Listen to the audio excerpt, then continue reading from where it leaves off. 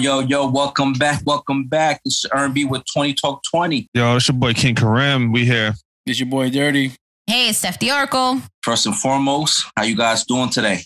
We're doing good. And I'm talking to everybody across the world.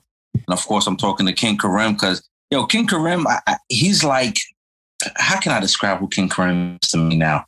Because I see him once every 4 months, give or take now. I feel like he's like... We live like 15 minutes away from each other, yeah? Yeah. I feel like he's the real Batman. Unless my knees messed up, that's when he'll come to save me. But after that, I can't catch up with this dude, yo. Speaking of Batman. King Karim, good to see you, bro. Always. I like to be on the show. I like to be here. Yeah. So we got something special to go off today. But before we do all of that, Steph, the Oracle, holla at them. What can they find us at? Of course. 20 Talk 20 is talking about all movies and shows and everything in between. So once you go back and listen to all those old episodes, wherever you listen to your podcast, we're on Anchor, Spotify, Apple, Google, Breaker Radio, Radio Public, iHeart, Pandora, Amazon Music, and CastBox. Listen and click and follow that button and get all your notifications on the latest episodes. New episodes come out every Friday on YouTube. Follow us on Facebook, Instagram, Twitter, and TikTok at 20 Talk 20. Yes. So you heard Steph the Oracle, man. So this show is special. It's more than special. We've been waiting for this movies. We've been waiting for a lot of movies. And like King Karim said, movies just keep getting pushed back. It's consistent. But we know why, and we ain't going to say the letter, and we ain't going to say the word overall.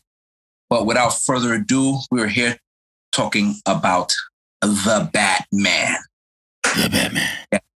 Yes. Oh, shoot, Dirty, do that again? The Batman on vengeance. He sounds just like him, yo. Got it, too. Oh, man, I don't know if that was Chris Bell, though, but it's all good here, man. So we got so many questions, so much to say about Batman, but we're going to start with Steph. Steph, how did you like the movie? Who didn't like the movie is those haven't seen it yet. Those are the ones that haven't liked it.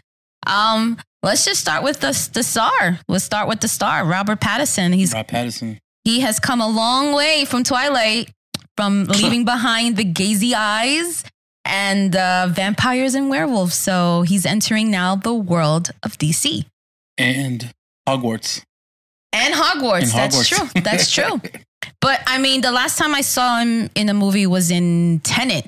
Now, I don't know if you guys remember Tenet. We spoke about Tenet in one of our old episodes that we had special guest Party J coming on and breaking it down for us and giving us his episodes with John David Washington. So we talked about, him in that movie, and that movie was fantastic. But here's a little thing. I just put the pieces of puzzles together.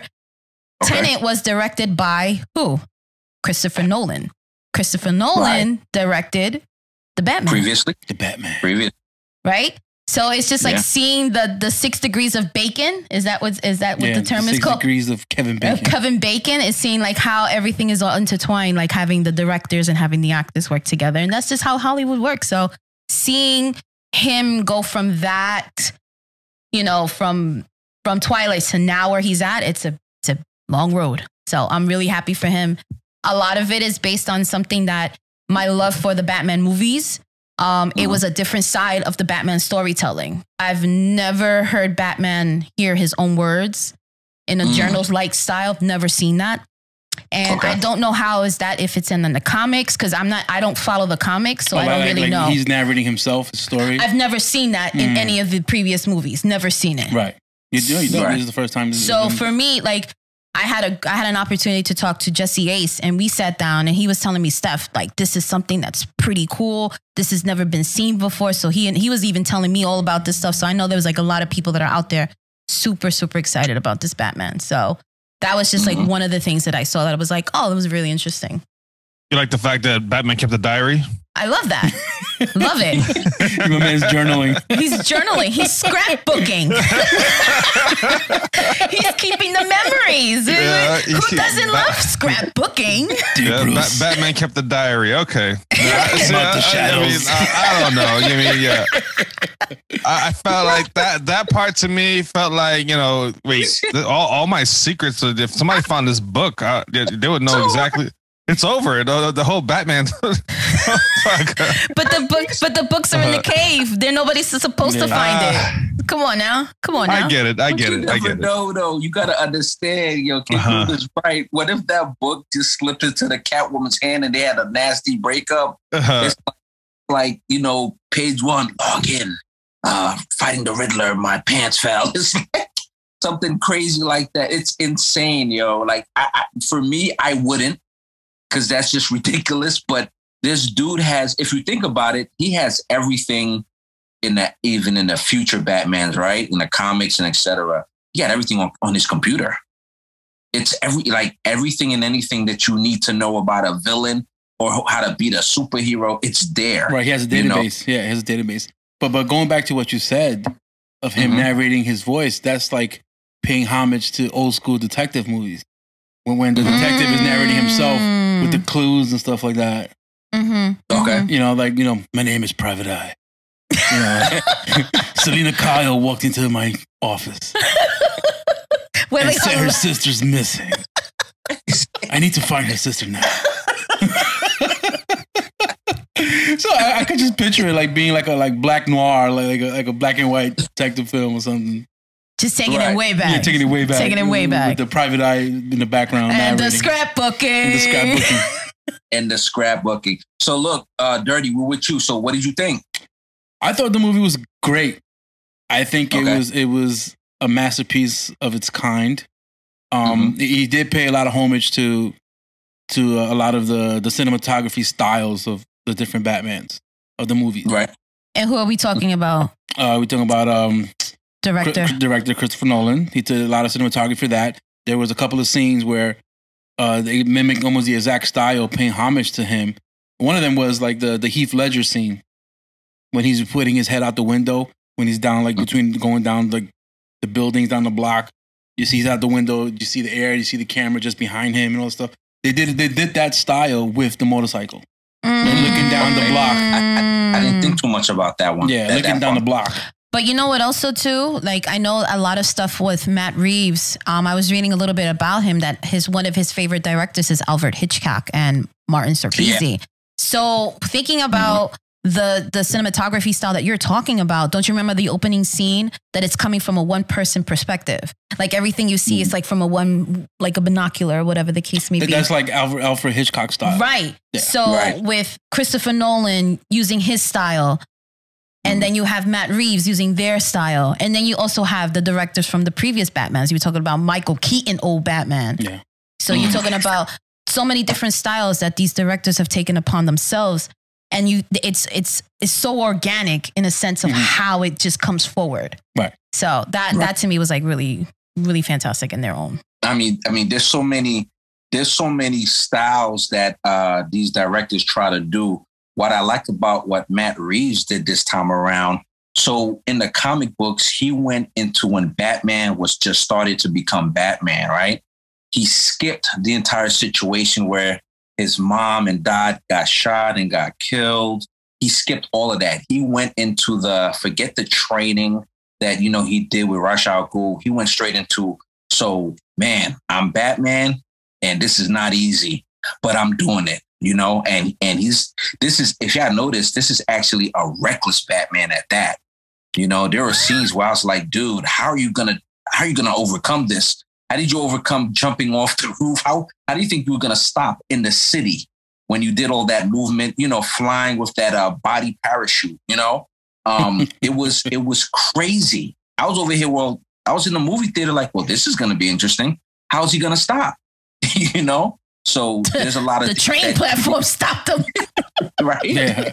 It was like, yo, fam, like, think it through. But then again, he's just starting, and to what you guys were saying, it makes sense why he's just doing the noir type situation when he's talking about everything, Go ahead, King Karim. Yeah, I don't mean to cut you off. When you brought up the scene with when he jumped off with the parachute in the body and whatever.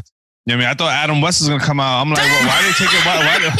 Why did they take it back to 1960 with that shit? Like, I thought the movie was like, I thought the movie was based on it was based on current times. They had like freaking cell phones and freaking FaceTime and all this other shit. Yeah.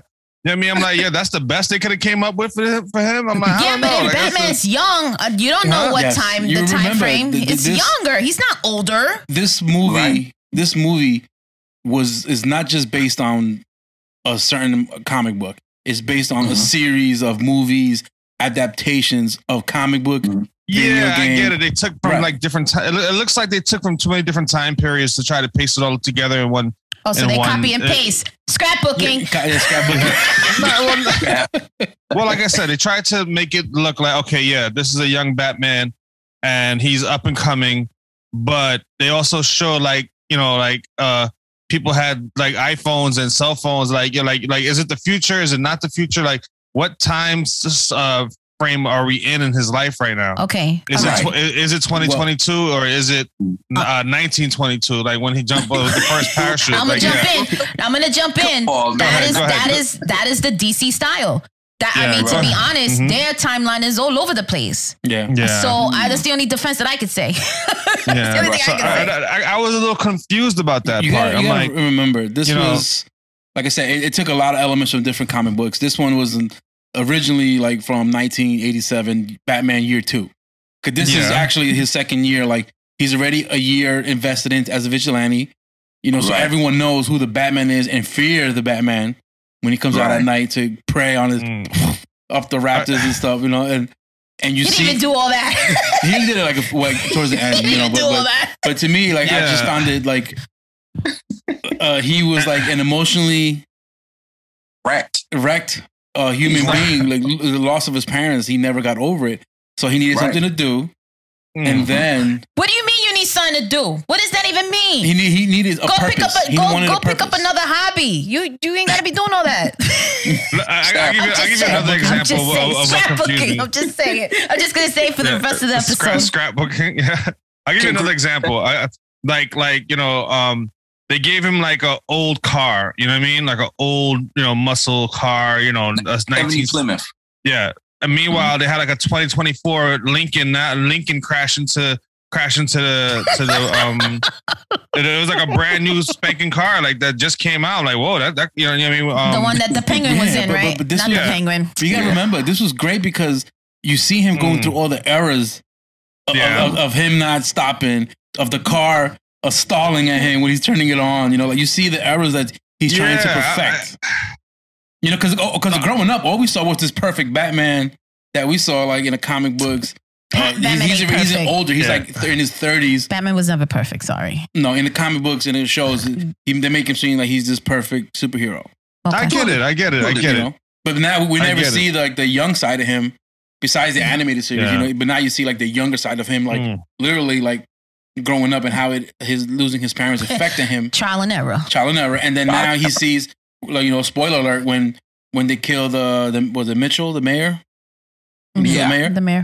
He sees himself in the son now because the son not witnessed, but he found him dead. He's the one that found him. Right. So now he put two and two together and he sees a glimpse of himself when he sees that kid like, in the bed, like, damn, this is exactly what happened to me.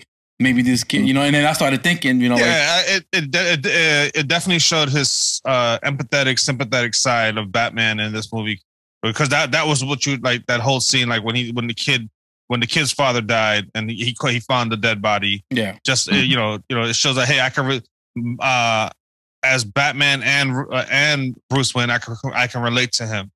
Yeah. So. I mean, and they're always going to add that situation. It's always going to be there. Some form or another, Remember, I just went back, just going back to saying they didn't want to add him going through it, but they showed the kid going through it, It's always one of those situations for the story to the reasons why, Bruce Wayne became the Batman, This movie to me was epic, but I agree with, before I say that, I do agree with King Karim. He's right. We got social media. That was definitely was social media.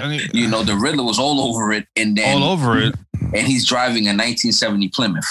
So it's like bro, you couldn't get like a BMW, you know, dude. overdone, you know, it was kind of like, I ain't gonna say it was off because I knew what they were doing. But Yeah, it was like, for me, that's the perfect word for it. Off. It was a little off.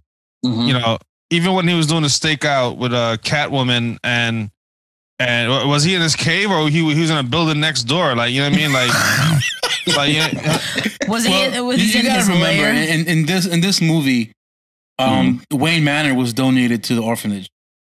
Right. So now the whole family is a whole different side of him now, because now the whole family pretty much lived in this high-rise building. Yeah. You know, so you know, and it reminds me going back to like the Christopher Nolan Batman, where he had the Bat Cave underneath the Wayne Tower. Wayne Tower. Yeah. Yeah. You know, so it was kind of like that. You know, so like I said, like going back to what you said, Ern.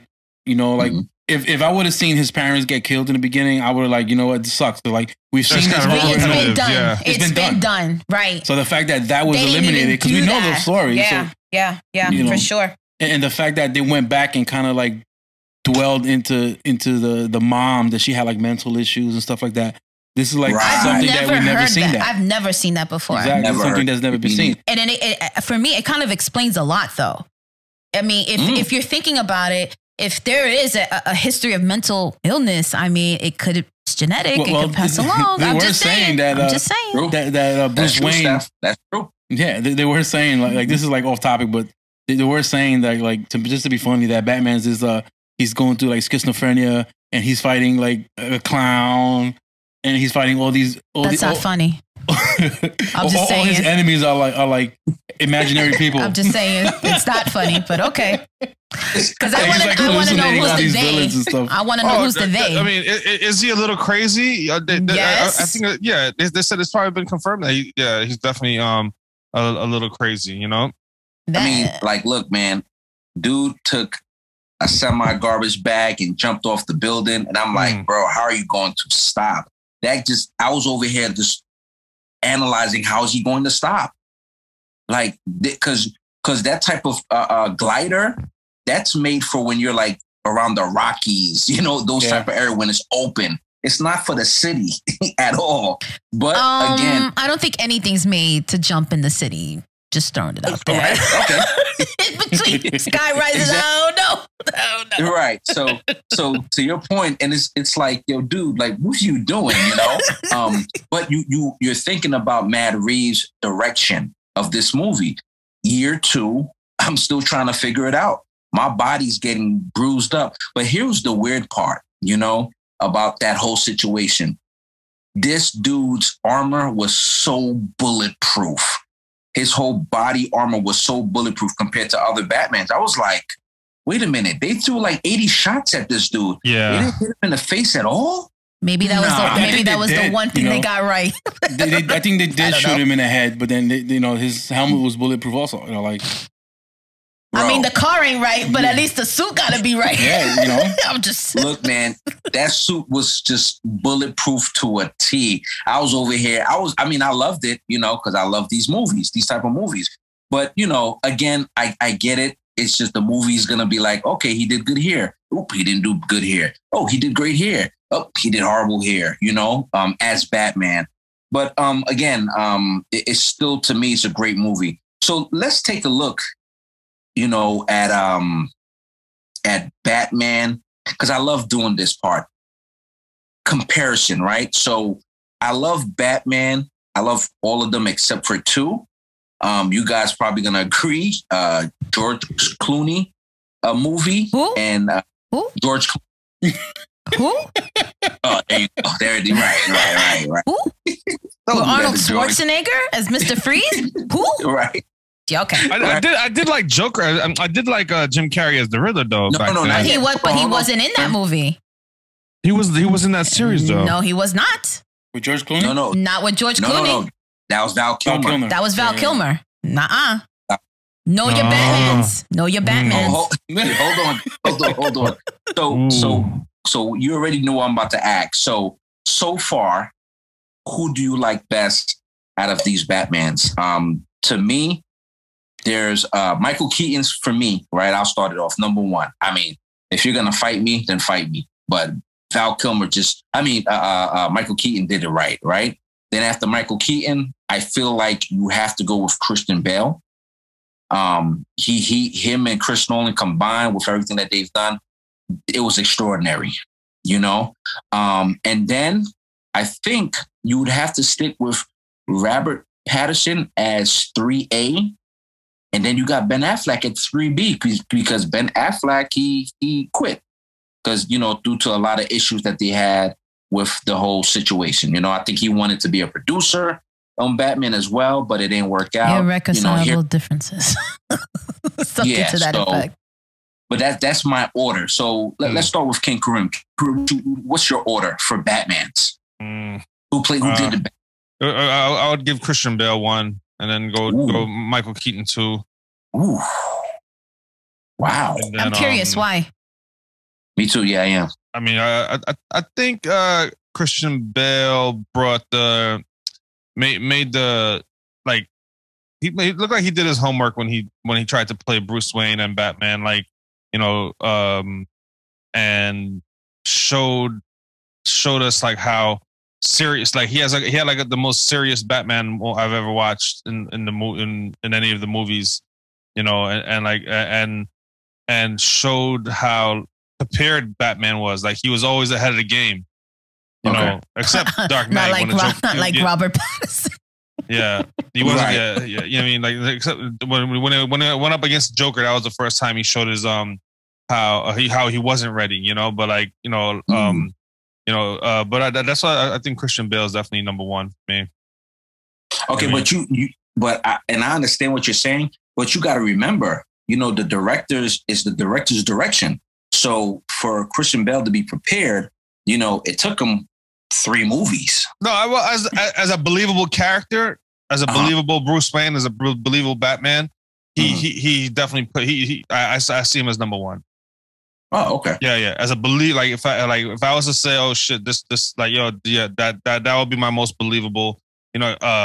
As a comic book person, like if I'm gonna, it's only natural. Hey, if you read the comics, you're gonna compare. Yeah. Like okay, so or like just like if if you read the book and you watch the movie, like does this fit does this fit the same description? And like that Christian Bale definitely fit the same description for me. Yeah. Okay. I get it. So what did you think about Robert Pattinson overall, though? I mean, I don't know if he's taller than Christian Bale. I felt like he was a little short. I said that. I was like, he looks kind of a little small for, like look at the Ben Affleck Batman. That dude was he was a monster, a beast. Well, Ben Affleck in real life, I believe he's close to 6'2" or something like that. Yeah, he kind of like, he fit that, like, when I think of a comic book Batman, I do think of like we talked about the guy from Reacher. Yeah. Like Alfred Richardson. Hot stuff. Alfred Richardson. Yeah. So he kind of like has to have like a stature of intimidation, and I didn't feel like Robert Pattinson gave that intimidation factor in the movie. He was mad emo. Yeah. Right. That's interesting you said that. Mad emo. Ben Affleck had it. He had the intimidation factor. And that's like what I get. But like Dirty said, it's an up and coming Batman. So he's still learning, but they tried to explain in the beginning of the movie, like, I need them to be scared of me. And I liked that part when they looked up at the sign, everybody just ran away. Yeah. And he was like, I can't be everywhere at once, but like, but just my symbol, scares them. Strikes fear. Fear. But like, then again, when he was like, the first group fight, they weren't that scared of him. Like, you know what I mean? They were ready to test him.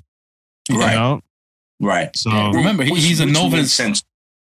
He's a novice. What you said? He's a novice fighter right now. He's a novice. He's a novice. Okay, yeah, I give him that part. Yeah, but like I said, there's some intimidation factor that Batman just gives, and that's why if you ever seen that MTV Movie Awards when Christian Bale received the award, he was like, Batman is just the badass of the superhero world, and he just, and I didn't feel that with Robert Pattinson. That I'm the badass in this movie, And it makes sense, you know, because again, he's starting off. He's just starting. He's not sharp. So why would I be afraid of somebody who's just not sharp? You know, if I'm going against somebody in a duel or something, I'm like, I've seen this guy in action. He's okay, you know, or she's okay, you know. But I get what you're saying. Steph, what do you think? I'm sorry, Steph. Who's your number one Batman? I'm always an OG. I really enjoy Michael Keaton. I guess it's just because I'm just an OG fan. For me, when it comes to like the comparison to the Batmans, I don't have a reference when it comes to the comic books because I'm not an avid, you know, I really can't compare.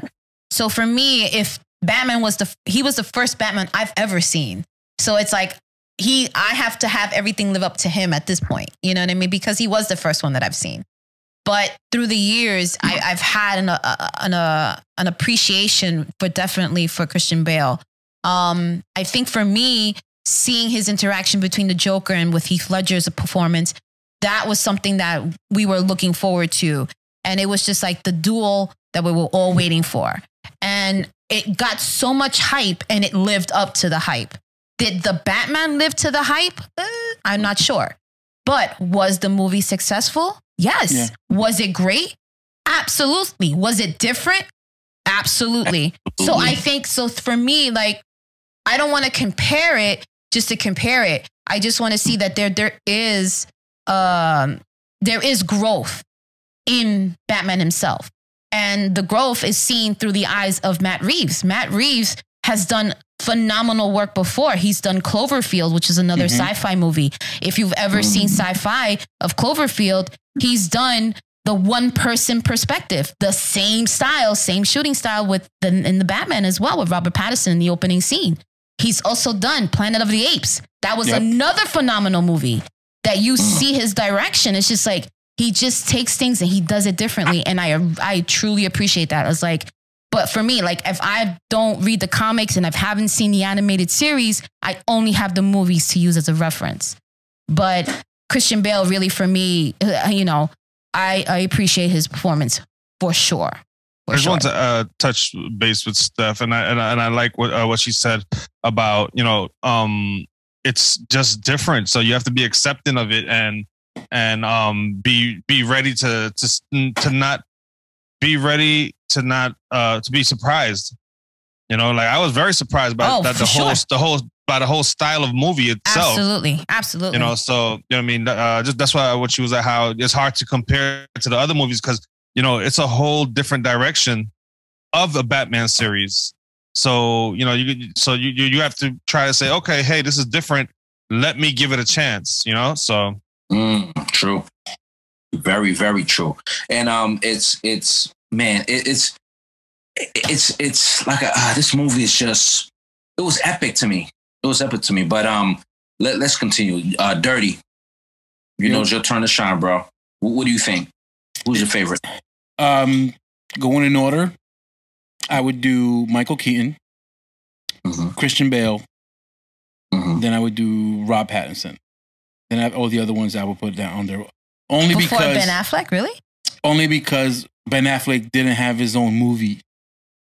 We didn't see the progression. All we just saw him was in Batman vs. Superman, Justice League. Right, he was always against somebody else. Gotcha. You know, so we never saw like a full-length Batman movie with Ben Affleck.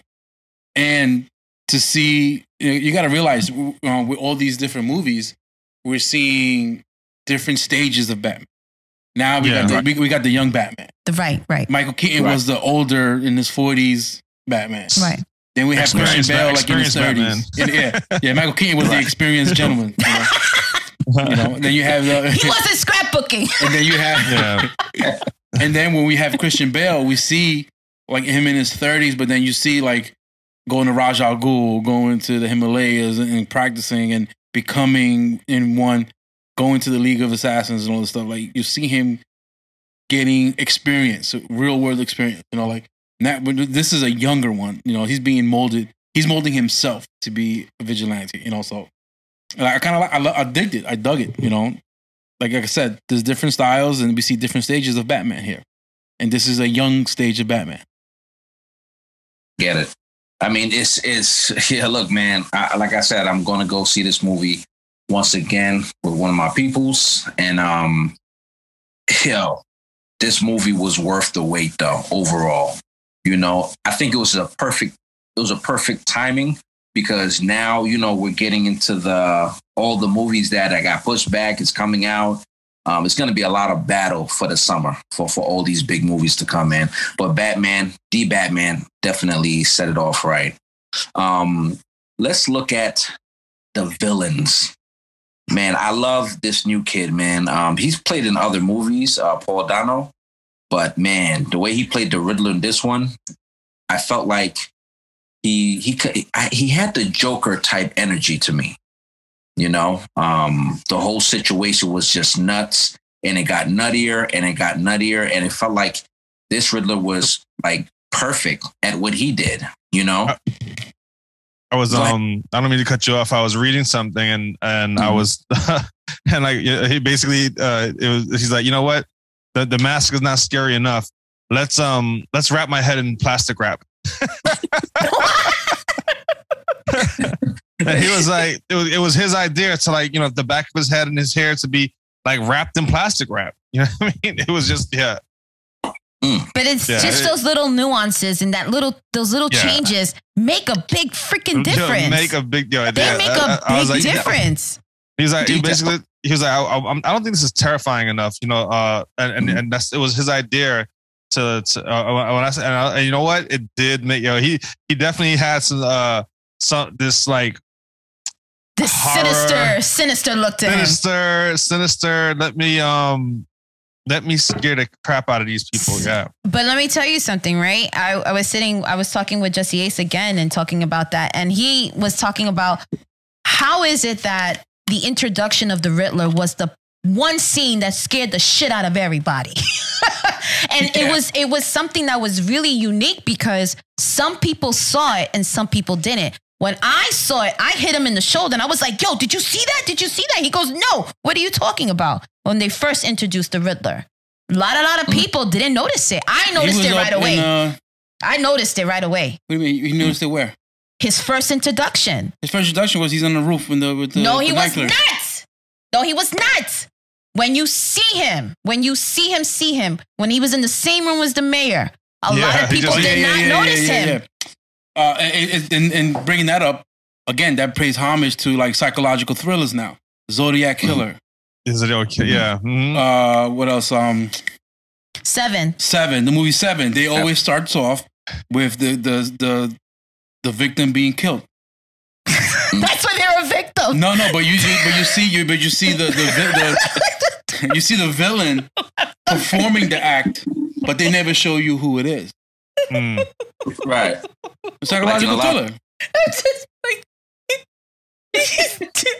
Of course he's doing it. Of course. He's the victim, of course. Of course he's the victim,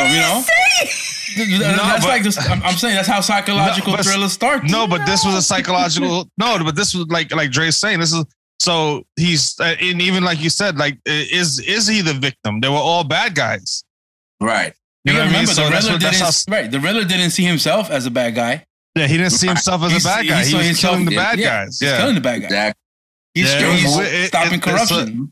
So he's a vigilante himself. He's a vigilante himself. Well, yeah. Think about it. Like Riddler was killing people who were bad. Yeah. This movie takes you on a ride. On a psychological ride. Like the Batman ride in Great Adventures. This is taking you it starts off slow, but it's a good slow. Not really. It's a good slow. It's not a bad slow. It's a 3 hour. Listen, I didn't even realize it was 3 hours until we got done. It was a slow burn, Steph? No, when I think of it as a slow burn, I think of it like it's catching on fire and it's exciting. Was it slow in the beginning? A little bit, just a little bit. But again, this is the direction of the film. This is how it's developing and this is how it's growing in its own sense. Right. Was it exciting? Absolutely. Right. It was intense. It was what it is what a psychological thriller should be. A detective story, leaving the notes and it's that cat and mouse game. It's the cat, but it's a bat and mouse. Bat and Riddler. Absolutely. That's what Absolutely. makes it so exciting, for sure. Yeah. I mean, if you think about it, you know, the parts that I love too, when you really think about it, is how everybody who saw Batman, like going in a room, I mean, they wanted to take this guy's head off if they could, especially the cops. They just wanted to destroy this dude, but the commissioner just kept holding him down. But it was just thrilling to me to see him, like, especially that one scene where he was in the police headquarters. Yeah. Mm-hmm. And I'm over here like, wait a minute, like, so you could take the mask off because this is here too. That's what I'm thinking to myself. He didn't put the little electricity thing in his face, near his face, and to shock you in like the other movies or whatnot, right? Because he's not seasoned yet. But for some reason, they didn't do it, which is kind of awkward to me. But the tension was so... Yeah, I like that part. It was organic. I love that. It was organic. Yeah, so you know what was funny to me, though? You know, when it didn't pop off the way I thought it would, oh, man, I just couldn't stop laughing, man. The reality set in for me when Batman punched Commissioner Gordon in the face. It was like he's running through the police headquarters with a bat suit. And people are just looking like, what's going on here? He's just running for dear life. It's funny you mention that because that's part of the video game. They definitely, they little tidbits from everything for Batman, from the comic book, from the video game, from the other movies, up to the henchmen. The henchmen. Yeah, when I saw the picture of the Riddler and the henchmen, I'm like, yo, these guys look just like the henchmen in the video game. Yeah, that's exactly how they look, with the green outfits, with the hoodies and the leather jackets and stuff. Exactly how they fit the description. Okay. This makes sense. Straight out of Warner Brothers Rocksteady Batman. You know, so it was. I was like, yes, I like it. When he punched the commissioner in the face, and I thought it was gonna get popping. I was like, oh crap, it's gonna be Batman versus the police. You know what I mean? Yeah, you know what I mean? Straight out of Gotham City. I was like, oh crap, they're about to go in. You have to destroy this dude, bro. Seriously, man. And one part that I probably didn't notice. Whoever watches the animation, they took a part from Hush. Did y'all peep that? Remember the animation Batman Hush? Yeah. Mm-hmm. When he was in the window shooting. Remember that? Watch it over. Yeah, well, that's how he shot Batman. Because Matt Reeves was saying he was taking a lot of tidbits from a lot of stuff, and he took that from the Batman movie in Hush. You know, when he said, "Bring him into the light," and then he shot, instead of shooting Batman, of course, he shot the bad guy. The bad Falcone. guy, Falcone. He wanted to bring Falcone. Yeah, but he wanted to. That was his whole point. That was his whole deal. I was going to say bring Falcone into the light, so he could kill him. So he could kill him. Right. That was my understanding. That was my understanding, though. Right? No, right. But what I'm saying is, it was in the Riddler when he shot in the animation. He did the same thing, but he shot Batman. He shot at Batman in the cartoon. But just a little bit of tidbits that he was doing and he was taking, But yeah, that was one of my favorite scenes. But what I really like, though, I think I'm gonna stick with, out of the two Riddlers, I'm gonna stick with Jim Carrey. Jim Carrey just embodied that Riddler. I don't know about y'all, but what do you think, Steph? What's your thoughts? Who was the other Riddler? There was the only two, right? And then the guys on the TV. And from the television series. That don't count. But you say it doesn't count. It does count. I'm good off of that one, but if I had an opportunity to compare the both, I am a big fan of Jim Carrey from the get. I'm a big fan. But in the direction of the Batman, would Jim Carrey work in that type of role? In this movie? I think he could. No. I mean, have you seen him in any other psychological thrillers? He's done one before. Yeah, Dreams of a Requiem, whatever it's called. No, it's not Dreams of Requiem. That's more like. I'm just saying, like, could he have done that? Absolutely. I don't think so, because knowing his style, I don't think he would. Yes, we would have seen the side of the comic book Riddler and the animated series, more whimsical guy, just more about the puzzles and all the stuff. This one was just a hardcore. Hardcore, yeah. Hardcore. That's the key word. Hardcore killer. Dark. Yeah. But killer for justice, Like it was just... He was his own vigilante. Yeah. But the thing, again, if I enjoyed both, I agree with Ern that Jim Carrey did embody that role. I love the fact that he was the one that nobody's seen. Nobody's ever seen the Riddler, and he was never taking notice. It wasn't until shit started popping off that he went ahead and he had this transformation during the movie. Now, did the same transformation happen for Paul Dano's? Was there a transformation? No. There was. No, he was crazy from the get. No, he wasn't. No, he wasn't. Absolutely. He was an orphan, but he was not crazy. He decided, he became an accountant, and he ended up going to work for the renewal program. That's when he started digging up all the dirt. All these dirt on all these different companies, all these shell corps and stuff like that. And then he started getting pissed off because he thought that the renewal program was to place kids in better homes and stuff like this. And he was a product of that.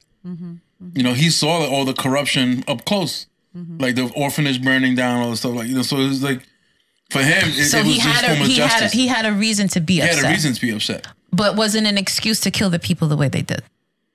If nobody else is going to do it, who else is, Yeah. He took it upon himself, Just like Batman took it upon himself to be a vigilante. Just like Batman does. But that's what he said. We one in the same. But I enjoy both shades of the Riddler. I love both shades of the Riddler because, again, I'm not a person that's ever followed the comic book, so I really don't have a reference for the style that it was given, for the movie, because I love the interaction of Batman and Riddler in that series with Jim Carrey.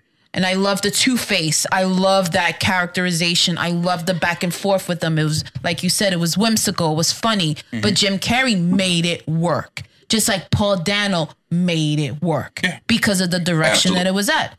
That's how it just works for so different. But I respect Jim Carrey so much just for that role on its own. But I respected him before them. I've always been a big fan.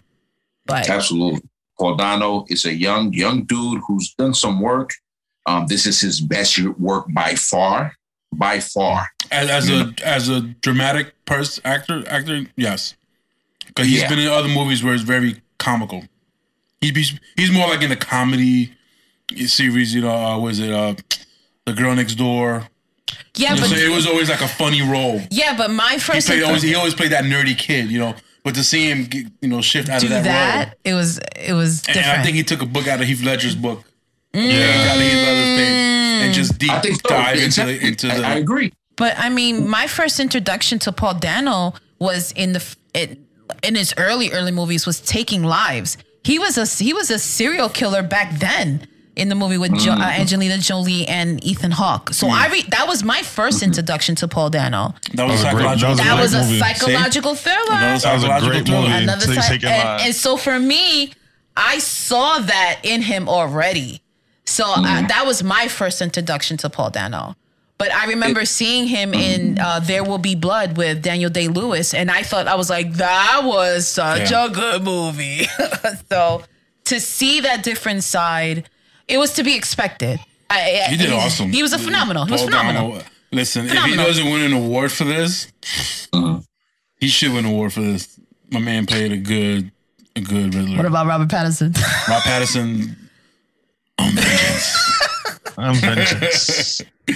Look, I mean, it's gonna be. I think for a lot of people, it'll be down the wire because of what you guys said. Because it's Dirty said about the comedic part for Jim Carrey, and he mixed it in. He wasn't as mad, but if you go back in the day about or the comic books of how Riddler is, Jim Carrey did a great job. You know, but then you got Paul Dano who said, "I'm gonna take the Riddler."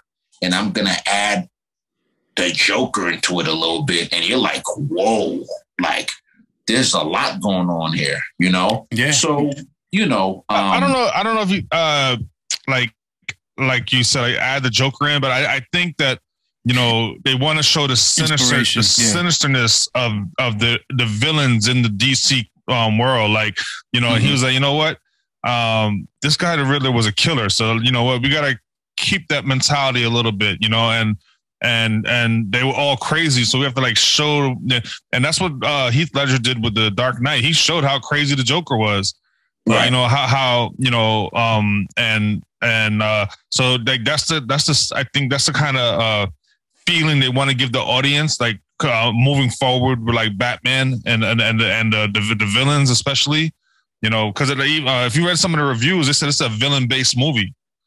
Right, exactly. Yeah, you know, so you got to remember the Riddler. Matt Reeves quoted he got inspiration for the Riddler because he wanted, because the Riddler was, you know, he's a guy that loves puzzles. He based him as the Zodiac Killer. Yeah, that's where he got his inspiration from. Zodiac Killer, Son of Sam. You know, what was the movie Seven? So all these movies, you know, he was based on, that role was based on all those other movies. And those type of killers, like the great at puzzles, bro. And you got to remember, it's important that they're taking on this situation with these movies to make them a little bit darker, because what really messed them up was, I'll say it, the whole Two-Face, Iceman situation type movie. Remember, they stopped for a while after that. They said, yo, this ain't working. We were trying to be, because you're trying to be kid friendly, you know, but they said, look, we gotta step it up, because this movie is not it, you know. So after a long time, man, they try to keep it. They don't want to make it rated R. They don't want to make it rated. Yeah, they don't want to make it rated R. They don't want to make it rated R. So they say PG-13 -15, I guess. Yeah, you gotta remember, like Marvel was knocking these movies out left and right. You know, like appealing to the kids and appealing. So you know what, and for them to follow suit, right? You know, it's not it. It didn't work. It didn't work because it's hard to catch up, especially with their catalog of heroes and villains and stuff. You might as well just make it dark, because the comic books are dark, the animated series are dark. You know, so it's like everything, right? Even to the cinematography of the comic book and the animated series, everything takes place at night. Even to the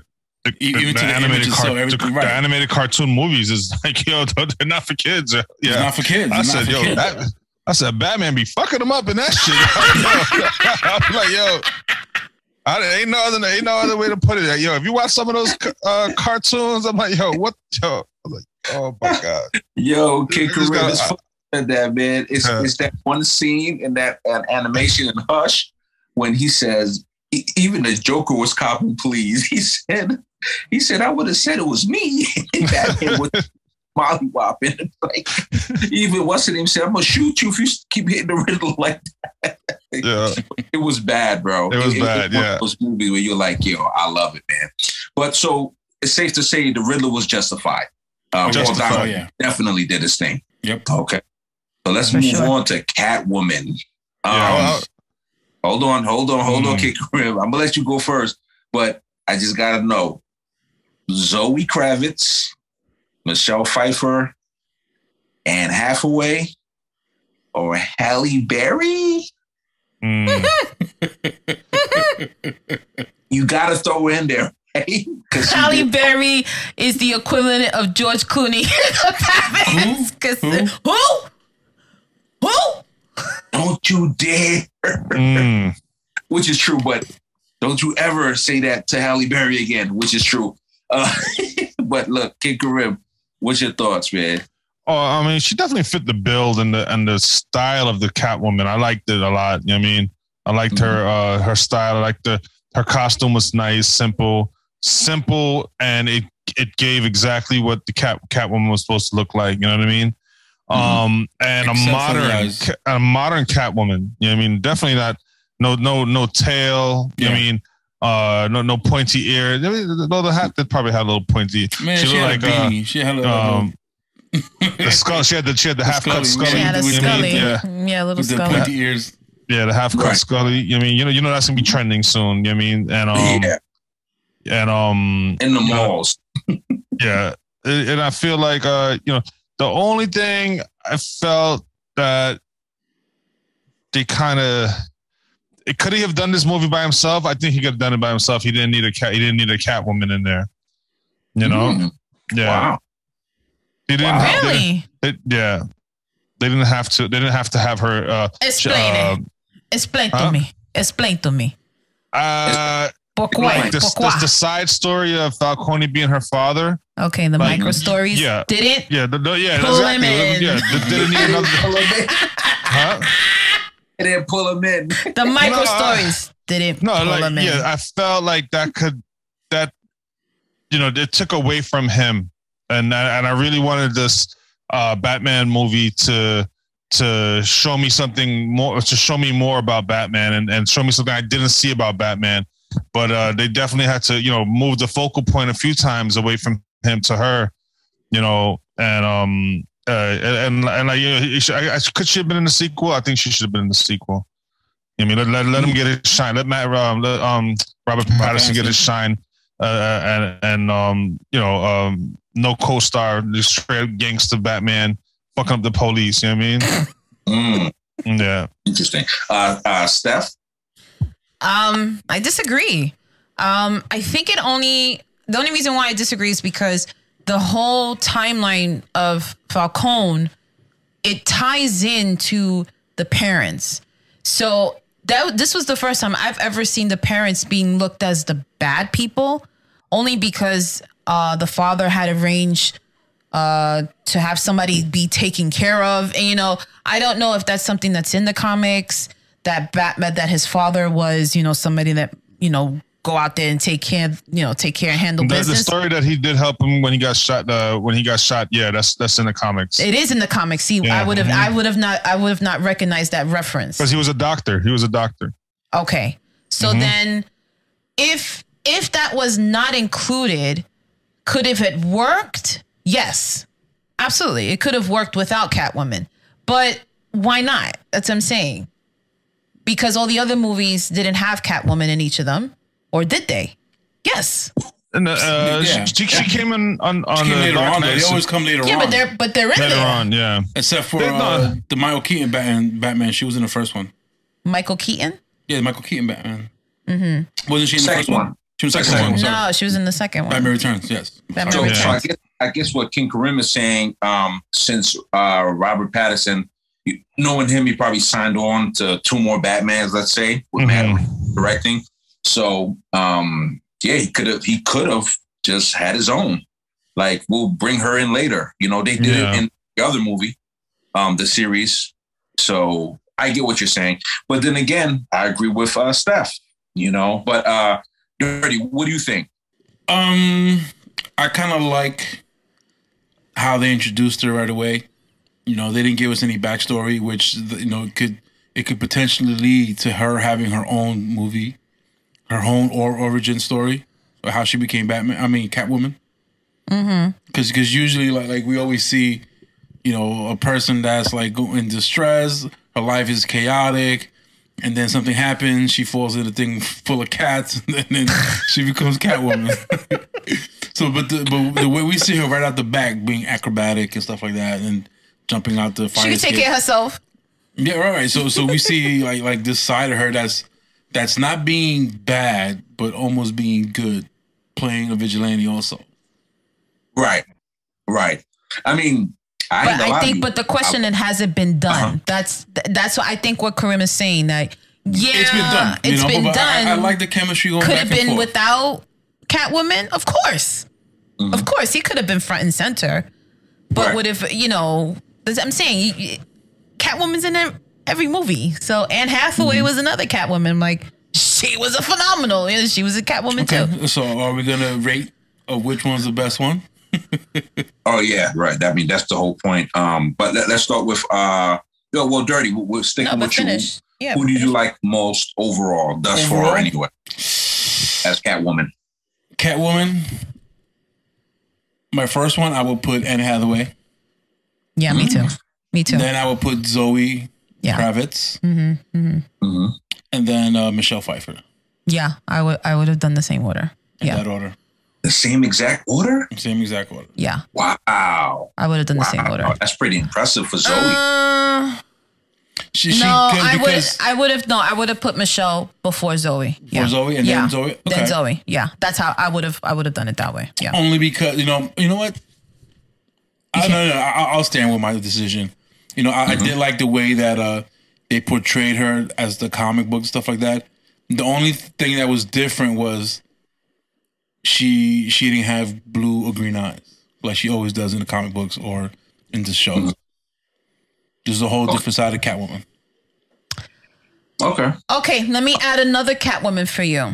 Have you guys seen Gotham series? You about to just take it from you. Well, go ahead, do it. The Gotham series? The little girl? The Gotham, not the little girl, okay? She was phenomenal, okay? Mm-hmm. She had green eyes, blonde hair. Badass. Exactly. Badass. That's another Catwoman. So I'm going to change Zoe. I've never seen Gotham. You know, so that is another series. If you are a Batman fan, if you are interested, Jada Pinkett Smith is in it. You have all these new characters in it. Gotham is another great interpretation of how Batman grew up from young. His storyline coming up, a completely different turnaround. It is a good series. Like, if we can dive deep into Gotham, I think the series just finished. I think like maybe a year and a half ago. It was on Fox 5, but it's on Netflix now. If you have an opportunity, I think it comes a little bit from the comic book series. I'm not sure because again, I don't know the comic book series, but Gotham is another great interpretation of Batman. Absolutely. And her name, by the way, is Cameron. Bicondova. Young Selena Kyle. Yeah, she was fantastic in that series. Fantastic. It was really dope. But I thought you were going to say the name of all names, Eartha Kitt. Eartha Kitt. Oh, you beat me to it. Eartha Kitt embodied that Catwoman, and she was the beginning of all Catwomen. But just like how Halle Berry was the Batman to George Clooney, Eartha Kitt was the OG to the Michael Keaton. So that's like well, not the OG because then it'll be Adam West then, right? Yeah. Adam West is the OG of all OGs. Yeah, but it's so many Catwomen who really did a fantastic job, to be honest. You know, it's hard to choose. King Karim, what do you think? Who's your favorite Catwoman? Oh no, you did say it already. You said I did. I liked the what is it? The Dark Knight Returns. The last one, Anne Hathaway. I mean, she showed a little craziness to herself in that one. I mean, she had a short part too, but you know, I like that. I liked her Catwoman. I like Michelle Pfeiffer's Catwoman. You know, I do. You know, like I don't know if they showed like her cat burglars. Like you know that's you know who she is. You know, she's obsessed with stealing, kind of like, you know, so I didn't see like Zoe Kravitz's character having that kind of you know, she looked like she was out for revenge throughout the whole movie. Not necessarily, hey, I'm a cat burglar first, you know. Right. I mean, she was still in the money bags. So, right, that's true too. Like, that's still cat just because it wasn't, right? You know, because it maybe not have been so obvious, but she was still stealing the money bags. I mean, if you're going back to direction, you know, Matt Reeves, remember, everybody is starting just because Batman is starting off for the most part, except for Falcone. You know, he's been doing his situation for like over 20 years of being a mob guy, you know. The cops, Gordon, he's been a cop forever already. He's not a commissioner yet. He's Lieutenant Gordon at that point. So it's all the beginning stages for pretty much all of them, you know. But I think for me, I definitely like Zoe, but I really like Michelle Pfeiffer. She killed it to me. She really embodied that whole situation when she fell off and the cat started licking her dirty. Yeah. She really that could just go in a whole different direction. She got cat powers. Yeah, getting cats licking her. It was two different people to me. You know, she forgot she forgot her nice side and just went crazy. She lost it. She went cuckoo. You know, so but I'll go with Michelle Pfeiffer first. I man, it's pretty tough between Zoe and Anne Hathaway, but I would like to go with Anne because she had a little bit more to me, a little bit more, and I love Halle, but she knows. I love Halle Berry to death. You know what I mean? But yeah, that's going to be my order. One thing I got to say is that at least they didn't make Zoe Kravitz look like Edward Scissorhands with the patent leather. With the staple stitchings everywhere, like she had a nice leather outfit. You got jokes? Was that too much for you? No, Zoe Kravitz was perfect. It was just like straight black outfit, just like the comic books. Nothing too crazy. Yeah, the sex appeal was there. That's what Drake's trying to say. Yeah, and with the stitches everywhere, with the staple stitches everywhere. It was just sleek outfit. Yeah, with the beanie. I like the staples because remember when Catwoman did it in with Michael Keaton, Catwoman, Michelle Pfeiffer, she just did that outfit out the blue. She was going cuckoo, and she just did it, and that's what made the outfit so special. She just said, "Freak it!" No more fear, no more being nice. I'm nuts. Let's go into it. You know what I mean? That's why I like that outfit instead. But yeah, man. Either way, Catwoman. Everybody who almost did Catwoman was just awesome. So let's take a look into the Alfreds. I love all the Alfreds. I ain't gonna lie to you. None of them messed up to me. This particular Alfred, he didn't get a chance to do anything quite special, but be really sincere with Batman and just keep protecting him. But what are your thoughts, King Karim? Yeah, definitely the accent pulls you in. So you got to believe him. Yeah. Are we talking about accents again? Huh? Oh Lord. He was MI6 and all this other stuff. He's the new Jeffrey in Bel Air. You know what I mean? You know what I mean? So I definitely, I mean, like I said, not really much to say. I know that they do have a Pennyworth series about Alfred. I gotta watch it. I never watched it. Okay. What, is him in the academy learning how to hack computers? Oh man. But I did, like I said, I really have much no beef with Alfred. I mean, he definitely always tries to play the father figure, and he knows when he's not when to say when I'm not his father, he's gonna do his own thing. So as long as you get those main points across, I'm happy with Alfred. Yeah, okay, that's exactly what I was gonna say. That Alfred would do. Yeah. Yep. Right. He's the voice of reasoning. He's Batman's voice of reasoning. Right. Either of those who played Alfred was good with me. What you think, Steph? I have no preference. All the Alfreds, regardless of their accent or not, they all play well. They serve their purpose. They serve their purpose. Steph, I don't know. They have to have the accent though. Well, I mean, Michael Caine, love him. Broke my heart. No, I love all the Alfreds. I love all the Alfreds. Yeah, Dirty. Same thing, man. Like I said, they're there to serve a purpose. He's the voice of reasoning to Batman and Bruce Wayne. Yeah. It's just crazy how, so I guess you can't call him his butler, more like a house manager. You just missed a joke. Kurt just said that. Yeah. He just said that. Exactly. He's modern time, so he's a house manager. Modern time, yeah. Yo, there. You ain't never lie about that, man. But yeah, man, like I said, it was all Alfred's was dope. Now let me ask you this, directors, who's your favorite director so far? Christopher Nolan, Tim Burton, Matt Reeves, any other directors? What do you think?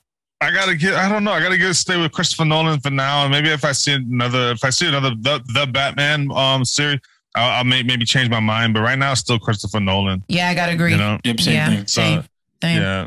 And then we'll cover Michael Keaton after. You know what I mean? But like I mean, I love Tim Burton. I have an affinity for him. Yeah, Tim Burton. I love him. Beetlejuice. He does all the classics.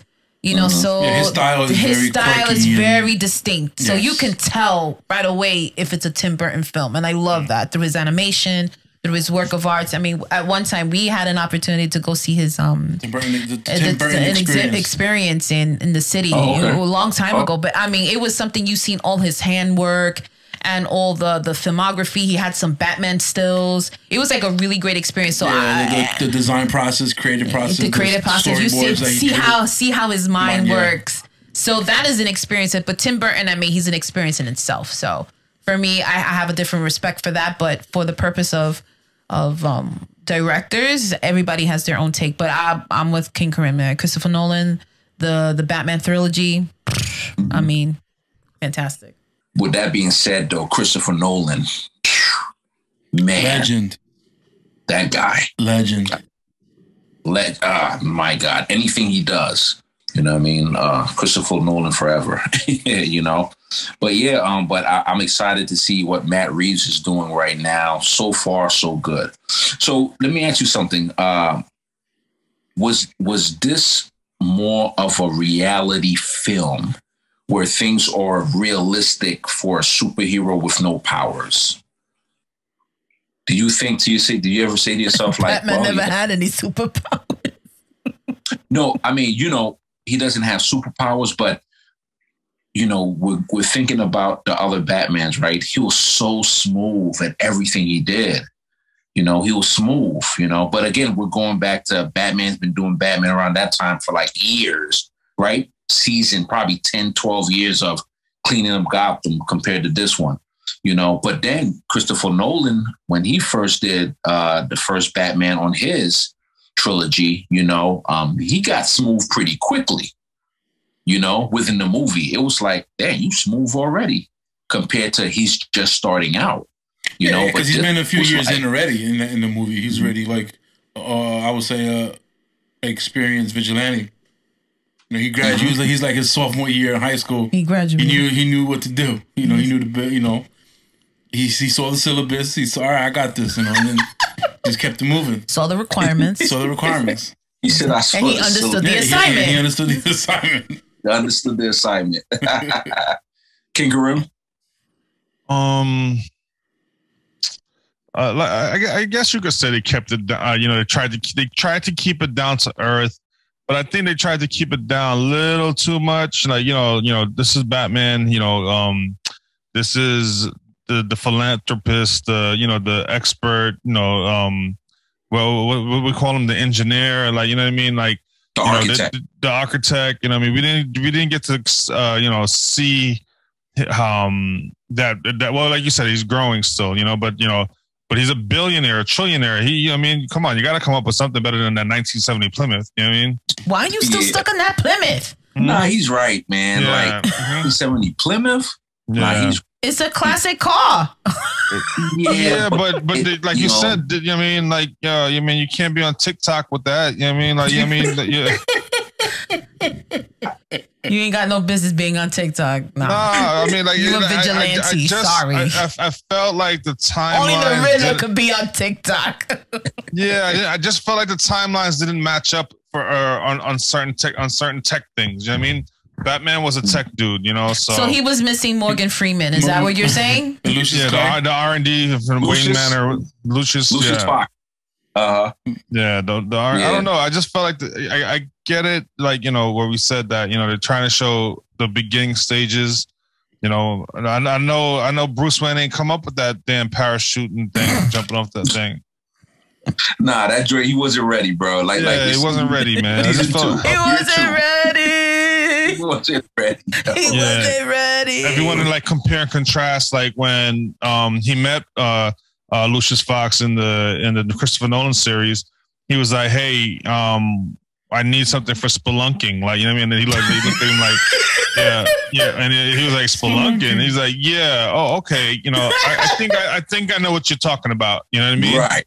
You know what I mean? And we'll make it happen. We'll make it work. The R&D department. The R&D department. And he was like, yeah. So, and he was like, you know, it showed how creative he was. You know, like, okay, I have a plan. I need this the plan to go with. You know, I don't that part didn't look planned out to me at all. Like, yeah, It wasn't. yeah. It wasn't. It was a struggle. It was a beautiful struggle, man. So look, guys. So this comes to the final question for this segment. Go ahead. King Karim, you know we're gonna go with you last, man. So ladies first. The rating.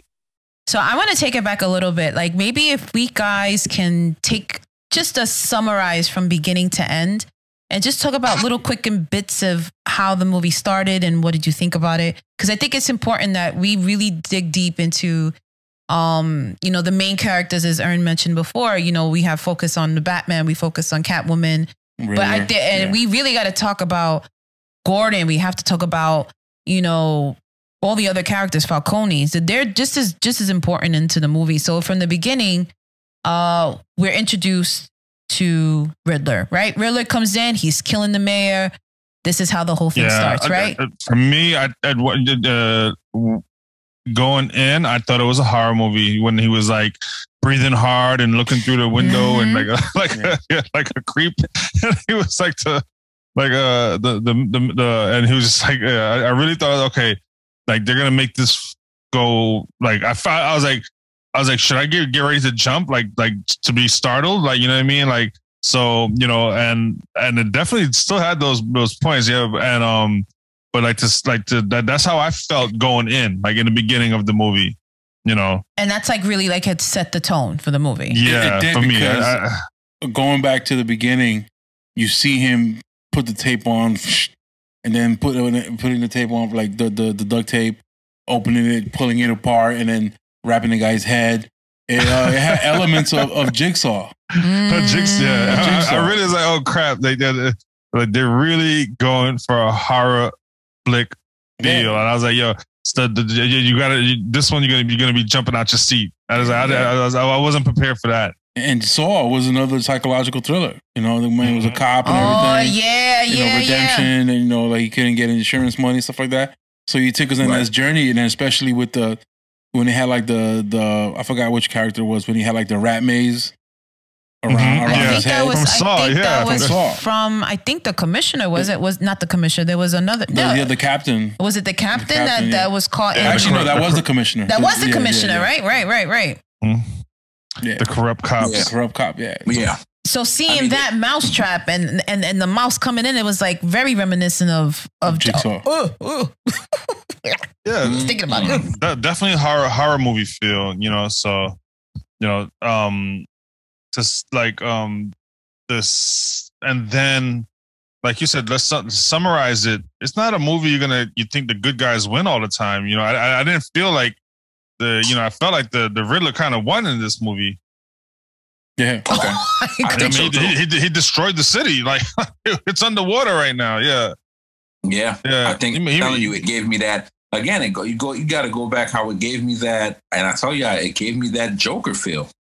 You know, when the Joker would not stop in a Chris Nolan film, it just kept going. Mayhem, and then mayhem, and mayhem again. And then make it a little bit more mayhem after that. And he's like, wait, he was waiting for them to blow each other up. Right. I was waiting for them to say, yo, like for me, it wasn't the ending that I wanted, but then I get it. Yeah, I get it. You know? I totally get it. Yeah. So, but again, like you said, you know, the Riddler, if he didn't try to kill no good people, he like Batman. He like Batman. He beating up everybody who's bad. He's, you know, who took money, corrupt cops. Yeah, we're one in the same. You know, we're one in the same, but we just go about it a different way. You know, that's it. Yeah. Just on opposite sides of the spectrum. Yeah. That's really what it was. Right. So like when we're continuing with the story, you see the development of how Riddler is leaving these letters and they're leaving these messages, and it's specifically for Batman, right? You see how he's trying to deliver those messages. He's trying to decipher everything.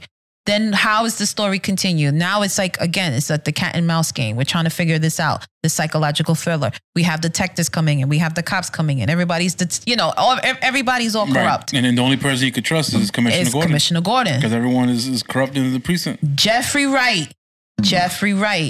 First time I've ever seen him, I've seen him in Westworld. That was the first introduction for him. Yeah. And I thought he was fantastic in that. So, and also, like, we also talked about him in What If. We also have another episode we talked about in What If. He was in The Watcher. So just seeing him, just seeing him being the only one person that he can trust, he was another integral part of this Batman. He was an integral part of it. So that I thought that was important. They've always been in all the other series. You know, Commissioner Gordon has always played, Batman's right-hand man, his trusted ally, that he could always come to and get information from and trust and build that relationship with him. Because he didn't have that much of an inner circle. Besides besides Commissioner Gordon. Money. Yeah. So he's the only person he could trust. And then to see all the, he wouldn't sell himself. He wouldn't sell himself, Yeah, he was also in the 007 series with as James Bond's right. Yeah, Daniel Craig as his Daniel Craig, excuse me. Yeah, that's his right hand man. Yeah, I was like, that's where I know this guy from. Mm-hmm. Yeah, I mean, he's done so much work, man. He's so talented. He's so talented. He's not been nominated. I mean, what doesn't he do? And Steph is right. Because normally I was gonna keep it at I was just gonna keep it at those particular characters, but he is an integral part because Batman wouldn't care less about Gotham PD at all if it wasn't for him. If they he was ready. I just felt like it was like straight out of Gotham City. He was about to go in the police department on those guys. Yeah, I was waiting to see something like that. Like take the keys and punch me in the face. Huh? Take the keys and punch me in the face. Yeah, that's what he told him. Take the keys, punch me in the face. Yeah, I was just like, man, I think Batman was the part when Batman said, "Make it 3." Mm-hmm. And then Jeffrey Wright says, "This is not the way to do it, Chief." I ain't gonna lie, man.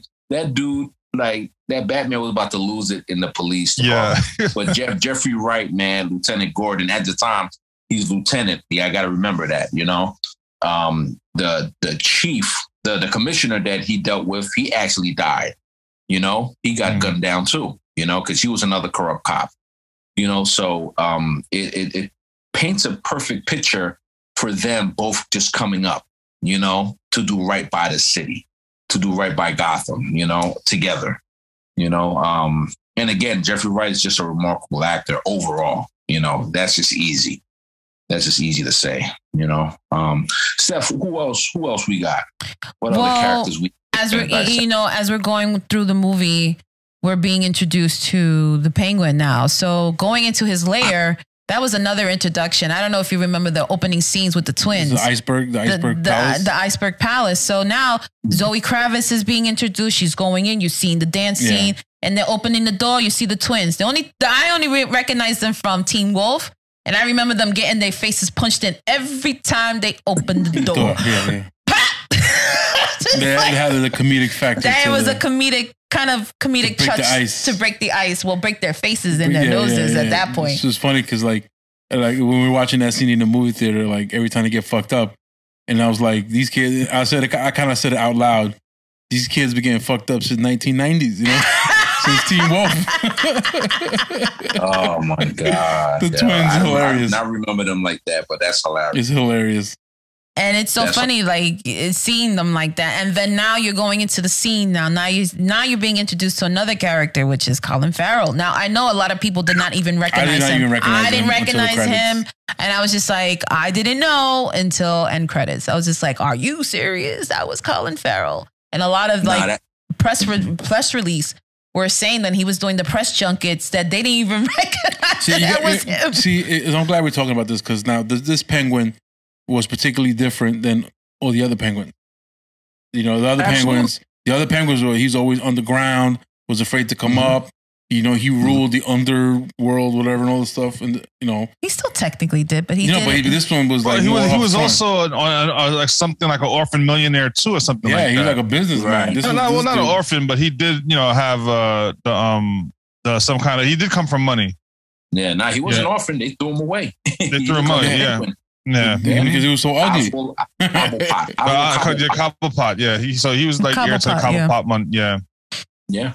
So if first of all, like whoever took care of Colin Farrell's makeup, the whole special effects. Yep.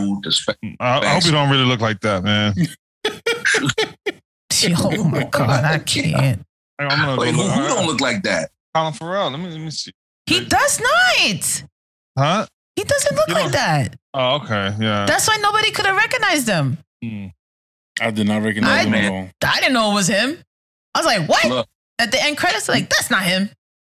Let me tell you how bad it was, right? A friend of mine saw the movie, and when he saw the movie first, he kept saying, dude, what are you talking about? Colin Farrell is not in the movie. That dude would not be in this movie. Like, I don't even like him as an actor. And I had to shed some light on how good of an actor Colin Farrell is. I told him, like, you're tripping. And yes, that is him. He thought he was another actor. He thought the Penguin, the guy who played the Penguin, was just a whole nother actor with his scars on his face. That's how great of work they did for Colin Farrell. I mean, it was simply amazing. Amazing. And Colin Farrell, he's an Irishman. A lot of people don't know that. This dude with the voices, when he does his voices, he changes up. Man, I'm like, yo, he's just a genius, in my opinion, of an actor. What y'all think? He did good. Like I said, like I didn't even know it was Colin Farrell until the credits. Yeah, I didn't know. Because I don't even remember them ever mentioning his name in the movie. It was just because everything, the shine was on Rat Patterson and Zoe Kravitz. So it's just to see like the makeup work and all this stuff. And like I said. And he also had like a comedic scene, I think, in his interaction with Gordon and with Batman. He's like, you guys are not going to leave me here like this. It's just like some of those little highlights in the movie. It's important. Yeah. It's dark. We know that the movie's dark. But it's just, you also have to have that little tinge of, just a little bit of fun. Oh, yeah. When he got shot, he started wobbling like a penguin. Like you said, the twins, when he came actually as Bruce Wayne, and he's like, do you know who I am? And he's like, wait. And we thought they were going to figure out he was Batman. And he was like, oh, no, you're Bruce Wayne. Yeah, come on in. Yeah. Right. Meanwhile, they got the black eyes, and they're also all beat up. He couldn't see from his eyes. That dude could not see. Yeah, but it's so and then he got his brother. He's like, "Oh, that's Bruce Wayne." Yeah, he's like, "Yeah, oh, come on in." Yeah, shoot, they ain't gonna close the door on $1 billion. Right, no, wasn't of gonna course. do that. They would have looked that crazy doing that. But yeah, man, back to Colin Farrell, man. Like that Penguin, just his whole energy, just to become an entire different actor to me is amazing. Just that's a whole nother human being. Yeah, apparently that Penguin character is so powerful that, like you said, he's gonna get his own spinoff really? on HBO Max. Oh, he could do it. Absolutely. I don't easily. And that's easy. That's easy. Easy choice. You know how much they're probably gonna pay him though, Steph? Like to do all that makeup every day or every other day. Jeez, he'd be all right. That's a lot of work. He got money. It's all right. So he's all right. He's gonna get that money. He's fine. So continuing with the movie, now that we've already introduced the Penguin, now we're getting into the point that now the story is now picking up now.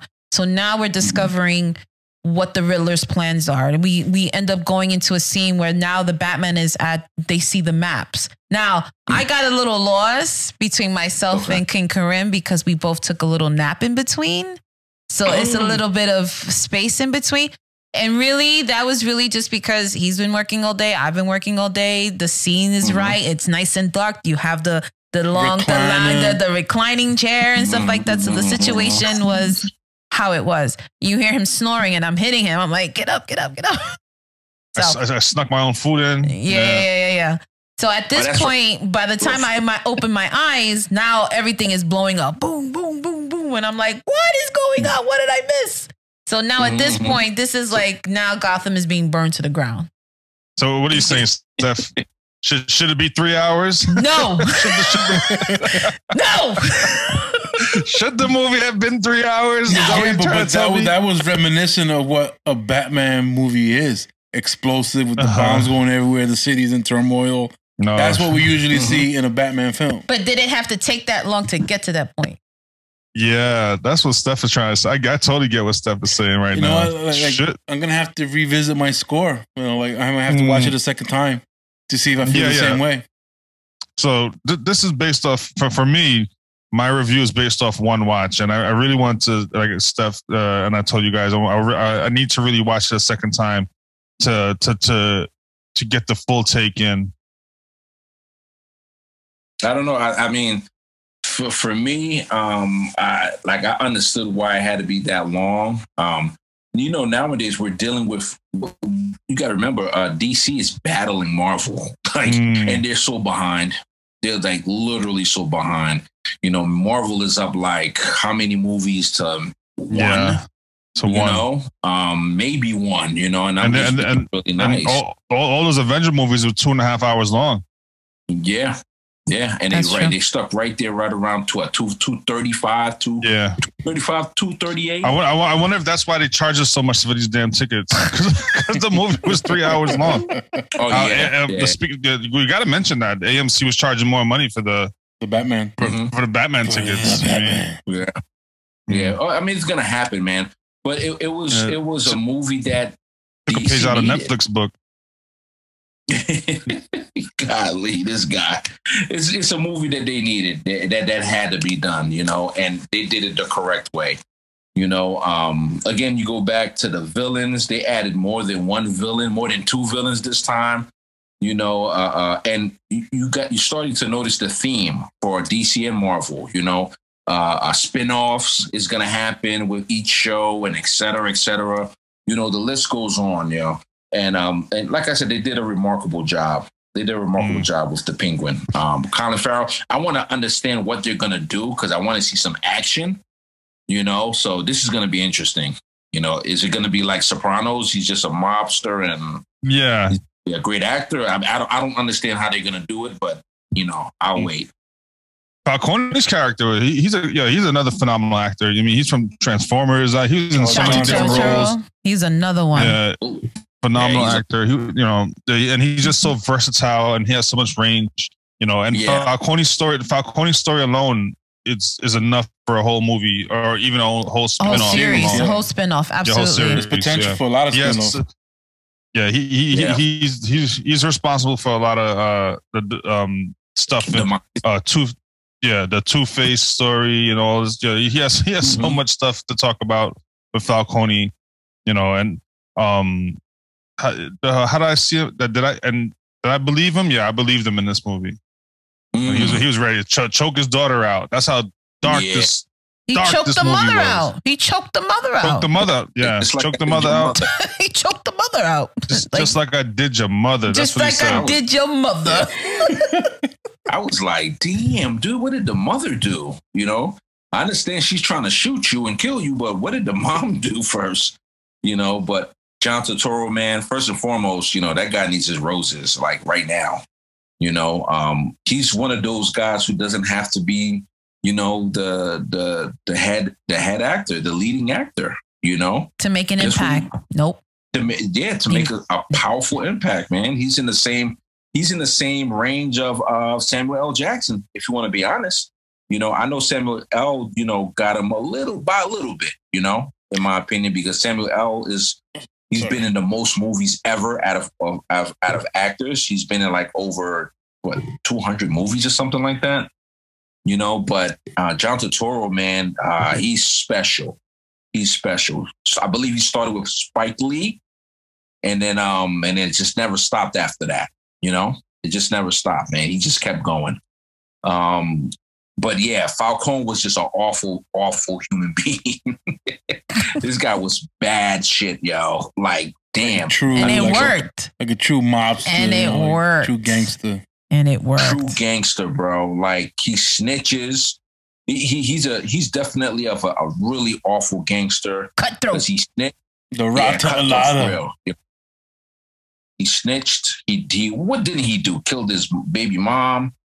This guy is awful, yo. Killed killed the mayor. Marconi. He got Marconi arrested. He got everything. Right. He snitched and everything.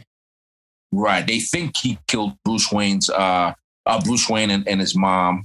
I mean, Thomas Wayne and his wife. Who knows? You know, that's up in the air. That's always discussed that type of situation. You know what I mean? But yeah, at the end of the day, man, he was fantastic. You know, he was fantastic. He was the guy who made everybody say, man, I gotta, if I could just get to his throat and squeeze, my weekend will be set. You know what I mean? Because he was just that effed up of an actor, yo. I mean, effed up of a character, which made it great because we're talking about him now. No, of course. And seeing how his role ended and him being shot, it kind of like the climax was at that point. It's like, oh shit, like what is gonna happen now?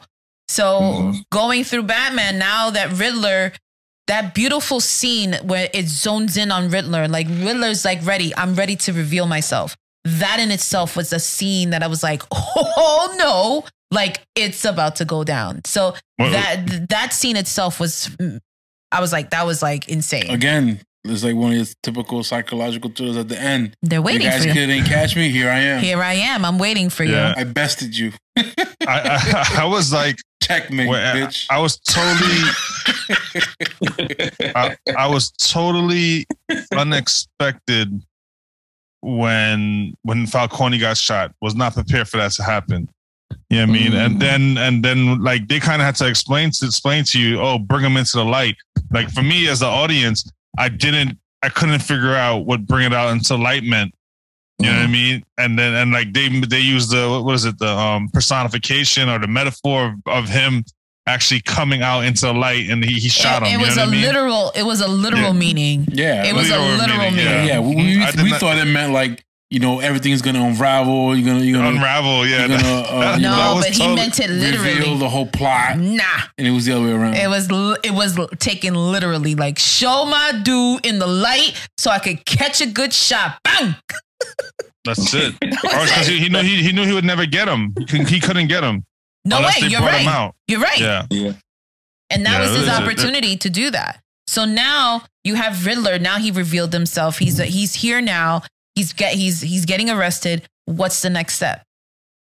What's the next step? Mm-hmm. You know what I mean? It's chaos. Mm-hmm. Chaos right after that. Right. So now we're going into Gotham City. Now everything's coming together. The city's burning to the ground, literally. And now everybody's stuck in where? Everything is in Gotham. In the arena. In the arena, right? So now how is that taken to interpretation? Like, what does that represent? Vulnerability. The city's going to be vulnerable now because everybody's in one location. His whole main goal was to have all the politicians and all the high profile people in one location.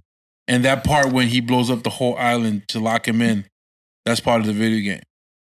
But in the video game, it was the Joker that blew up the whole island to separate Arkham Asylum and the city to have their own territory.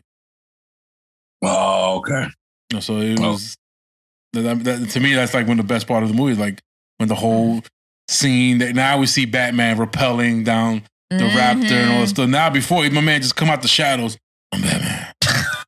I'm Batman. And you can see like so you see the growth. You see the growth. You know, like, I'm like, where's the Batman that I know coming down from the ceiling, grabbing people, and we see that towards the end. Yeah. And then not him just coming out the shadows. Everybody's scared to look in the shadow. Like, is that him? Who said, is that him? Yeah, is that him? Yeah, because there were certain scenes where these burglars will look back into the shadows, and because he stroked fear in all these villains at night, that every time they see like a dark area, they think he's in there, but he's not. Right. Absolutely. I mean, it just embodied everything that.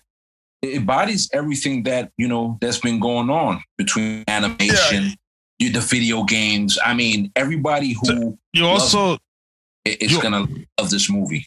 You also didn't like. I never seen Batman as a humanitarian. Like, I mean, Bruce Wayne was a humanitarian. Well, you know, and you know, this one actually when they showed him like lifting up the girl and helping the people. Like, you know what I mean. After he done fuck shit up, he used to just disappear, and Bruce Wayne used to, go pay the money and fix the shit. You know what I mean? You know what I mean? This time he was there, like, he was actually lending a hand, cleaning up, and like, I guess that was a whole new direction. I think they ever went in a Batman movie. The humanitarian. Yeah, no, you're right. You're right, and you saw Sis, the mayor. She was looking at this dude like, "Yo, fam, you wearing a cape." Like, yeah. Like, I don't know. Like, I trust this dude. Like, but they had no option at this point, because she was stuck. Either you drown or I'm just helping you up. Exactly. That means to you. She took a bullet too. Yeah, and she took a bullet. She took a bullet. Crazy. And I love how they switched that up too. That they had a female black mayor. I love that. I did like that part. You know what I mean? Gordon is not white in this time around, and I'm pretty much sure they'll do their best. I'm pretty much sure they'll do their best to do that, moving forward overall, just to me, in my opinion, as long as it's not Batwoman, because that show, man. Well, that movie's supposed to come out too, right? It's a whole other thing, but I have no idea. But I think like now that we're coming to the conclusion of the movie, like how did you guys felt like the ending was? Like now that King Karim mentioned, like, you see the humanitarian side of him. He's helping, he's among the people. Now that everybody's stranded, like what's next? Like now does it give space for another sequel? It's the Bruce Wayne bailout, man. That's how the money. That's how the rich stays rich. Bruce Wayne's the only one that got enough money to help fix the city, and the city gonna have to pay him back. That's how he stays. That's how he stays. The predatory loans. Yeah. That dude, he owns the Barclay. He owns Daily News. He owns everything. I own 50% of everything. Yeah. He bought Superman's house back. Like, come on, he bought the bank. He got it fixed. He was like, no, I got you. Don't worry about it, Soup. No, but like Steph said, I mean, that's a whole new direction of ending of Batman. The humanitarian aspect of him. Like I said, I didn't expect. That's why I said I kind of have to watch this movie again twice to absorb everything in, and like, because if you didn't pay attention, or if you weren't awake, you would have missed that part. Yeah. Speaking of the 3 hours long. Look, man. Let's. You know what, Steph? Did we pretty much cover everything? I hope we did. There was just so much about this movie that was just fantastic in itself. With the direction, with the cinematography, with the writing, with the actors. It was just a compilation of just genius work. And I really think that if you have an opportunity to see it again, go see it again, because maybe there might be something new that you didn't see it the first time. Yeah, to miss. There's something that you missed. But I mean, I had a great time watching it. I had a fantastic time just learning and observing just a new direction of this Batman. So what would you score it? I give it a 9. A 9? I give it a 9. Okay. And again, there's no such thing as a 10. But if it was shorter, I give it a 10. Okay. Wow. If it was shorter, I give it a 10 because I think King Karim made a great point that did you have to add Catwoman to it? Maybe. But if they had to edit scenes, she would have been edited. That whole scene with her friend could have been edited out. It's because I think it's 40 minutes of extra deleted scenes for this whole movie. Right. Yeah, Joker they have actual scenes with the Joker. And we didn't even talk about Joker either, and the end credit scene. Yeah, with Joker, it's really hard to tell, but just to see, you only see a glimpse of his face, so we really can't compare him to any other Jokers yet. Yeah, but why? Yeah. But why did they introduce him at the end? Why did you think? Because I think he's gonna play a pivotal role in the second one. In the second one, like opening up. They're building it up. Gotcha. But if they had to do editing, if there was something that I wanted to see more of, again, that would be more of the relationship between him and Alfred, the relationship between him and his parents. But again, they've done that. It's overkill. Yeah. So just focusing on Batman and focusing on his development and his growth, I would have loved to see more of that. The way that it ended with him on the motorcycle, was it epic? cheesy. It was a little cheesy, you know, looking in the back of the mirror. Poetic. It was poetic, right? Right. But again, if it was a little less in time, could they have fit everything in the 3 hours? Was it necessary? Maybe they had to. But I would have given it a 10 if it was shorter. Absolutely. What about you, Dre? I give it a 10. To me, this is up there with the compared to Christopher Nolan, cinematography wise, story wise, a thriller. Otherwise, like it was just beautifully done, visually, everything. I'm gonna go next. Like I said, I'm gonna go. We gotta leave R&B for last. Yeah. But I'm gonna go. I guess I would give it a 7 or 8. On my first watch. On my first watch. Yeah. It might change after my second watch. Yo, put this man on mute. And Ern, what you got? The real got me. What you got? My man is guessing. He guesses at 7 or an 8. That hurts either way, man. He couldn't even give it. It can go up. It can go up. Yo, man. There's room for improvement. No, no. Well, Batman usually don't need saving, but I'm gonna save Batman from King Karim. Go ahead. I'm give it a 9. A 9. I'm gonna give it a 9. What you took away points on? Well, I took away the points that it was kind of long, you know, even though it was good to me. But, you know, there were some points where you could have just took off maybe 15 minutes or so, give or take, right? But again, you got to understand that it is, he's a detective. Yeah. You know, that's what he does. You know, besides fighting crime, he got to solve the case. And so I think the build of suspense, too, it takes time, you know, for the audience. Right. So, you know, and again, that's why I asked you if it was really realistic, you know, and I think it was to that nature that, look, I gotta do the Sherlock Holmes thing here because this case is pretty difficult. You know, what's going on. Right. You know? Not too much CGI, right? In that sense, not too much CGI. Right, exactly. Like how how the Marvel movies are. Yeah. Exactly. Speaking of just to touch base on that scene, the gun scene was actually real guns shooting at him. In the dark. Yeah. Those are real guns. You know what that movie scene reminded me of? Sorry. There was another movie with Christian Bale that he was oh my God, I just thought of it. We have to stop because it's about to run out of time. I know. But no, we're almost finished. Okay. Waiting for you. Would you remember the movie? No. Is it the cut this out. No, I don't remember it. Sorry. Christian Bale does some great movies now. So the question begs to differ. Really good movie, man. I'm trying to remember the movie now. It's bothering me now. Not Shaft? It wasn't Shaft? No. It was another movie that he was in that he was also like a crime fighter, but it was in the dark and he had a blade and he was deflecting all the bullets. Equilibrium. Equilibrium. Yeah. And that movie was long. It took a while to get popping. Yeah. That movie was dope. And that, again, 6 Degrees of Bacon just reminds me of different things of different elements of Batman. Yes. Yeah. Hey, so, you know, my main question is, you know, so the movie's coming to HBO Max in a month after debut. Could you have watched this at home? Yes. You could have watched this at home. Meaning not having to go. But that's what I'm saying. Yeah, I mean, you could. But would I? No. Right, that's the question. Yeah. Oh, okay. Would you have waited to watch this at home?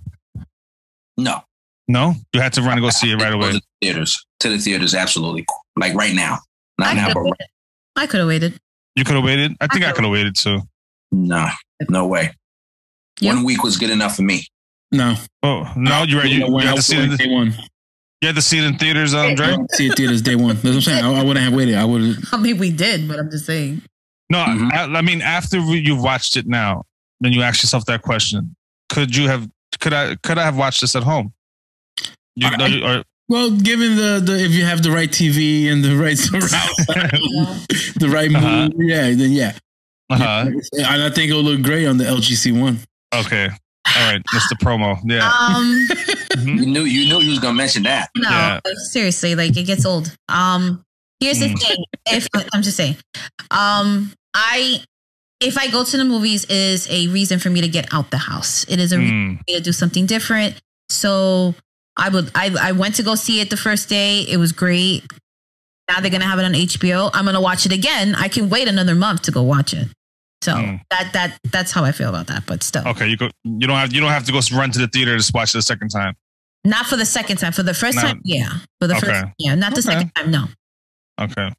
What about you, Dirty? You think this movie had enough special effects and enough action that you needed that movie theater experience? Yes. Yeah. Towards the end. What about you, Real Got Me? What you got? No, I said yeah.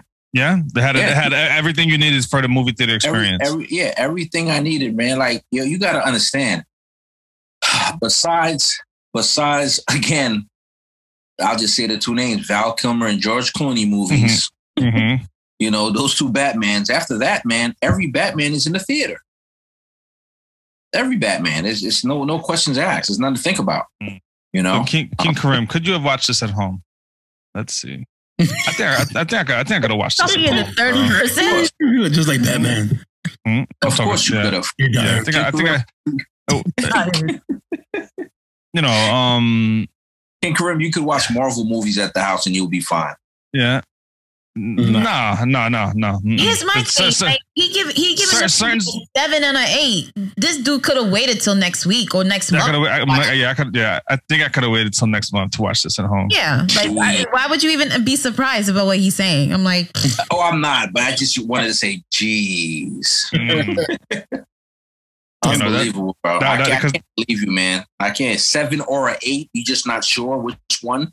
I'm leaning towards the 8 right now. I want to watch it again to give it a full. You know. Are you gonna wait until it comes out on HBO? Or are you gonna pay? Yeah, I'm gonna wait till it comes on HBO. So 7 stands. 7 stands. Yeah, and then at this point, it did have like Dirty said it towards the end. I felt like it definitely deserved the movie theater experience with the flooding of the arena and the fighting on the stands and sound effects. The sound effects and explosions. But like the beginning, it didn't need that whole movie theater experience. You could have done that at home. Real quick, before we leave, Steph. Before we leave, where can they find us? Absolutely. 20 Talk is found on Facebook, Instagram, TikTok, and Twitter at 2020. You can also find us on Apple, right? We're talking about Anchor, Spotify, Google, Breaker Radio, Radio Public, iHeartRadio, Pandora, Amazon Music, and Castbox. 20 Talk is talking about everything movies and shows and everything in between. So go back and listen to those episodes and listen to wherever you get your podcast. Take that. Nice. That's the Oracle. Anything else we left out? No, I think what now is we're just going to be keeping our options open. There's so many good things that are coming out right now. Let us know what you guys are watching. The 20 Talk crew has been watching Inventing Anna. We've been watching Diabolical. We've been watching so many things. So if you guys want to let us know what to watch, keep an eye out. We can make a review of it. Let us know on social media and we'll take it from there. So much, man. Thank you so much, guys, for joining us. This is your boy, Earn B. It's your boy, King Karim. Stop the pushbacks. It's your boy, Dirty. It's Steph the Oracle. Have a good night, everybody. Hope you had an amazing time. I know we did. Yeah.